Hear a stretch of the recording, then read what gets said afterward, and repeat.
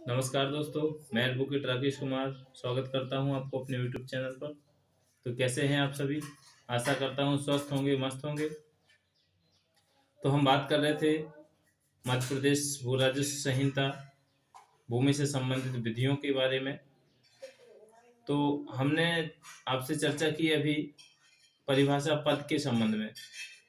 इसके बाद बात आती है कि परिभाषा पद में जो परिभाषाएं दी गई हैं उनमें किस प्रकार से संहिता कार्य करती है।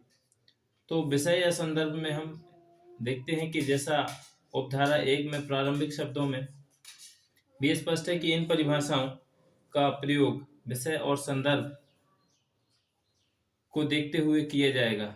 यानी कि जो परिभाषाएं दी गई हैं एमपीएलआरसी में, उसमें उसके विषय और संदर्भ को देखते हुए किया जाएगा।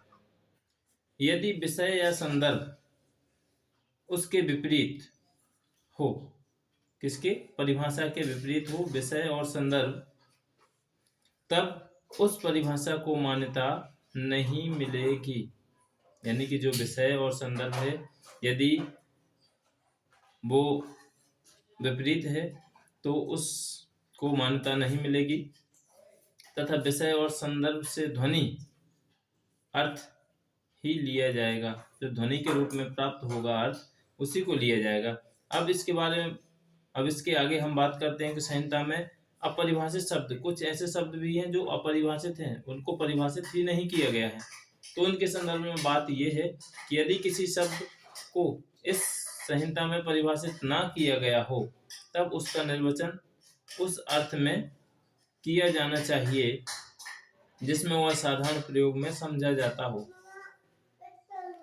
यदि किसी समान विषय अधिनियम में उस शब्द की परिभाषा की गई हो, तब परिभाषा को माना जा सकता है, परंतु ऐसा करते समय सतर्कता बरतने की आवश्यकता है। शुक्रिया।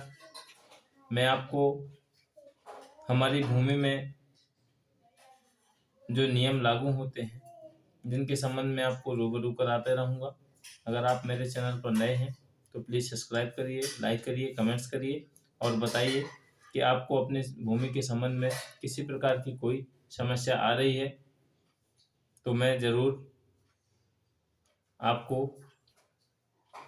एक प्रक्रिया बताऊंगा जिससे आप की भूमि के संबंध में जो समस्या आ रही है उसका निदान आपको प्राप्त हो सके।